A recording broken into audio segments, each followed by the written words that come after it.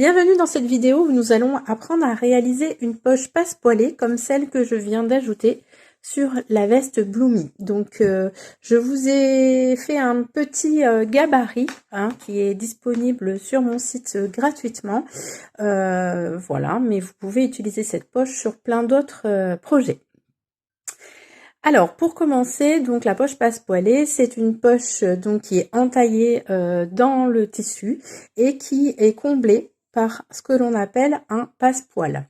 Ici, le passe-poil, c'est cette bande de tissu qui va donc combler le vide. Voilà, et ici, de ce côté, j'ai choisi de faire un haut de poche pour qu'on ait le même tissu quand on ouvre la poche pour pas avoir tout de suite la doublure.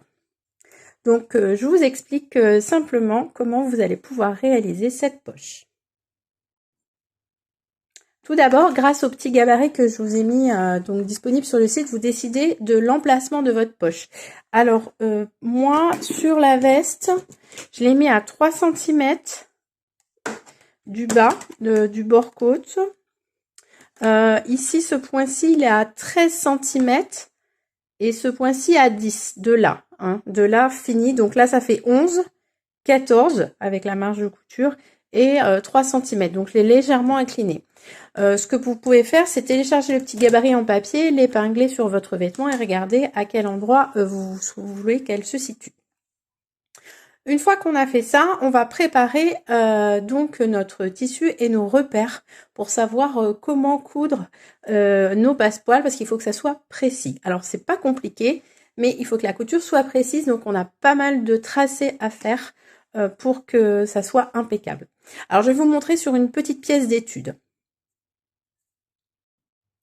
Donc ici dans cette pièce d'étude de la poche passe-poilée, donc ce tissu va représenter le tissu extérieur sur lequel vous voulez votre poche. Ensuite vous devez couper donc une fois le passe-poil, donc qui sera plié en deux, et une fois le haut de poche en simple, donc et une fois le fond de poche qui est directement replié en deux. Les gabarits sont disponibles sur mon site, je le rappelle, en téléchargement gratuit. Vous pouvez le retrouver sur la fiche produit de la veste Bloomy ou sur le blog. Alors, je vais quand même vous donner les dimensions si vous n'utilisez pas le gabarit. Vous pouvez le faire aussi avec les dimensions. Donc, moi, je suis partie d'une ligne principale de 15 cm. Donc, mon passe-poil fait 15 cm sur 6 cm de haut, replié en deux au fer. Et le haut de poche fait 15 cm sur 4 cm de haut. Voilà. Et ma poche fait 22 repliés sur 15 cm de large. Après, c'est vous qui choisissez la profondeur de votre poche si vous la voulez plus profonde selon le projet que vous avez à réaliser. Donc la première étape va être de reproduire les petits tracés que je vous ai mis sur le gabarit. Mais en fait, c'est déjà de tracer la ligne principale, donc de 15 cm. En retrait de 3, de marquer un point. En retrait d'un autre de l'autre côté, marquer 3 cm. Ensuite, vous allez faire une ligne parallèle au-dessus et en dessous.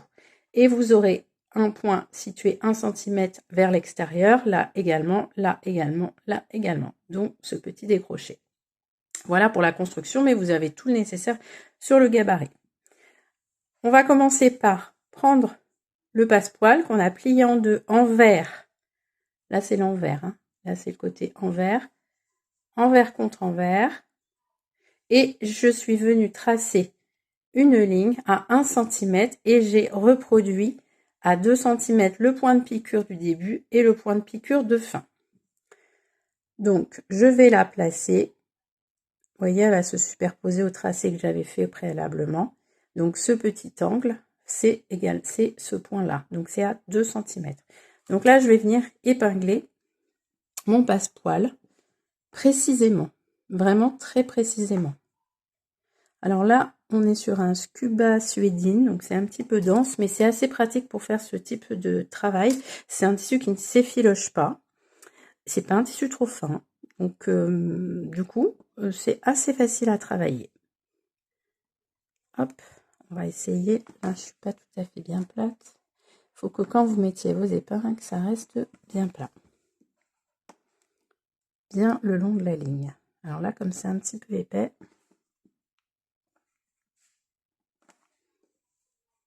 voilà.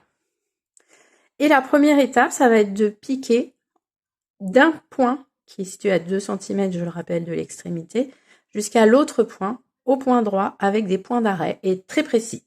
C'est tout pour cette première étape. Donc j'ai piqué d'un point à l'autre. Voilà, précisément à 1 cm. Et je vais faire exactement la même chose avec mon haut de poche. Donc pareil, même marquage. Ici, c'est l'envers, l'endroit. Et je vais le mettre en haut, cette fois-ci de l'ouverture, le long de la ligne de tout à l'heure, et bien en face, et j'épingle. Et exactement de la même façon, je vais aller piquer d'une extrémité à l'autre, donc il y a bien les 2 cm qui restent libres. Donc on va être pile en face. Il faut être bien en face du passepoil. Donc de là à là. Voilà, c'est fait. J'ai bien cousu, donc mes points d'arrêt sont bien face à face. Au milieu, j'ai bien mes 2 cm de respecter. Et ça, c'est important parce que quand le passepoil va venir combler le trou, il faut que les 2 cm restants soient bien égales à 2 cm. Donc là, ce qu'on va faire, on va tout simplement venir ouvrir et on va venir couper, inciser le tissu principal, pas les passepoils ni le haut de poche, sur les traits que l'on a fait. Alors, vous pouvez couper au ciseau, au cutter. Moi, je vais inciser au cutter la ligne principale, vous voyez là, du milieu. Et surtout, ce qui est important, je vais vous montrer de plus près, c'est qu'on coupe en diagonale. Vous voyez, je l'ai bien tracé avant, comme ça, pas d'inquiétude. Et je vais aller jusqu'au point de piqûre. Pareil de ce côté-ci. Hop. Ah, petit rappel que je vous ai pas dit au départ, il faut entoiler, mais c'est bien marqué sur le tutoriel, entoiler l'emplacement de la poche. Donc j'avais pris mon petit gabarit, donc 15 cm sur 4, et j'ai entoilé au dos au préalable. J'ai oublié de vous le dire tout à l'heure. Mais bon, en tout cas, il ne faut pas vous lancer tête baissée, il faut toujours faire un test avant. C'est bien de faire un petit test pour savoir un petit peu où on va, surtout quand on n'a jamais fait de poche passe-poilée. Hop. Voilà, donc de ce côté-ci aussi. Et là, c'est la magie de la couture. Si vous avez convenablement cranté, vous allez pouvoir basculer par le trou, par la petite fenêtre, votre passepoil, tuck, qui vient là, et le haut de la poche aussi. Et donc, on va superposer bien tout ça. Ça va vous paraître bizarre, mais vous allez voir que ça se passe bien. Hop. Et comme ceci. Et voilà. Là, on a quelque chose d'impeccable. Bien sûr, vous tracez au stylo effaçable. Hein, c'est pareil. C'est bien indiqué dans le tutoriel. Il faut absolument que vous ayez bien cranté. Parce que si vous n'avez pas tout à fait cranté, vous aurez, comme là par exemple, je peux redonner légèrement. Voilà. Comme ça, vous avez quelque chose d'impeccable et de bien plat. Voilà pour le passepoil. Il est en place. Il remplit bien les 2 cm. Moi, je vais venir les épingler. J'aime bien épingler. Comme ça. Voilà. Vous pouvez repasser. Alors là, c'est plus que conseillé de repasser à cette étape-là. Bon, moi, la spédine, ça se repasse quand même. Hein, je mets une petite patte mouille, ça se repasse. Et là, vous voyez, vous allez soulever. Et je vais vous montrer de plus près. Tout est bien superposé avec un joli triangle. Et on va venir piquer du haut du triangle jusqu'au bas du triangle uniquement. Donc, bien d'un coin à l'autre, tout droit. Alors, ce qu'il est important surtout de faire, donc vous faites la même chose de l'autre côté, c'est que votre passepoil, soit bien jusque dans l'angle, hein, sinon vous aurez un décalage. Donc voilà, vous le replacez bien. Toc. Vous pouvez mettre une épingle. Bon là, j'ai beaucoup d'épaisseur avec la suédine. Hop. Mais en fait, l'idée, c'est que le passepoil, il vienne bien jusque dans l'angle. Et je vais pouvoir piquer d'un angle à l'autre. Donc voilà, là, j'ai cousu d'un côté et de l'autre. Mon passepoil est bien en place. Si je le souhaite, je pourrais même venir mettre une petite pression. Voilà, comme ceci, ça dépend ce que vous voulez faire. Et puis, il ne vous reste plus qu'à accrocher votre fond de poche. Alors, du coup, vous avez l'endroit de votre... Alors voilà, votre poche est bien en place, n'hésitez pas à repasser, vous pourrez même venir mettre une petite pression au milieu si vous le souhaitez, ici et de l'autre côté. Par contre, il faut renforcer avec un petit thermocollant à chaque fois que vous mettez quelque chose, une pression, quelque chose où on va tirer dessus, il faut absolument renforcer avec un petit thermo.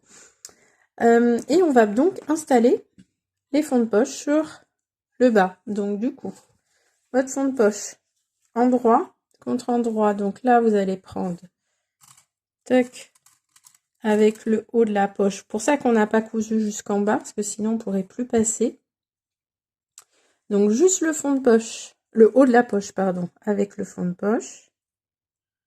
Toc, comme ceci, dans un premier temps. Et là, vous allez coudre à 1 cm. Voilà, les deux épaisseurs. Toc. Et après, on ira faire la même chose avec le fond de poche accroché au passepoil. Donc là, je vais coudre ça déjà en premier. Je vais mettre de ce côté, comme ça on voit mieux. Donc là, j'ai cousu le fond de poche avec le haut de la poche. Et puis, je vais faire la même chose avec le bas du passepoil ici. Hop, je vais aller coudre comme ceci ensemble. Voilà, uniquement sur la marge de couture ici. De là à là. Donc juste l'épaisseur, le passepoil plié en deux et le fond de poche. Voilà, c'est fait. Et on n'a plus donc à remettre notre poche dans le bon sens. Vous voyez le fond de poche. Bon là, ça s'effiloche un peu. C'est pas grave, même si c'est dans une veste doublée, ça n'a pas d'importance. Après, ça bougera plus. Sinon, vous pouvez faire un petit zigzag ou passer la surjeteuse. Et là, en fait, vous allez attraper, là, vous voyez, toutes les épaisseurs, les 2 cm. Alors, moi, j'aime bien travailler avec 2 cm de débord. Il y en a qui préfèrent que 1 cm. Mais au moins, je trouve qu'on a la place. Et on va dégager pour pas prendre le tissu principal. Et on va juste fermer les côtés de poche. Voilà, c'est fait. J'ai bien cousu mes deux côtés de poche. Donc j'avais 2 cm, hein, donc je pouvais être même plus près si je voulais. Peu importe, hein, là je me suis mis un bon centimètre. Ça n'a pas d'importance. Donc je peux surfiler si j'ai peur que ça s'effiloche vraiment trop. Bon là mon vêtement sera doublé, ça poserait aucun problème. Ici je vais passer un bon coup de fer à repasser. Ça c'est très important, toujours pour bien mettre en place. Et voilà, votre poche passepoilée est prête. Et donc, du coup, vous avez le haut de la poche qui est du même tissu, qui évite que l'on voit la doublure à l'ouverture de la poche. Eh bien, merci à toutes. Je vous souhaite de bonnes coutures. N'hésitez pas à partager, liker et mettre un petit pouce sur la vidéo si ça vous a plu. À très vite.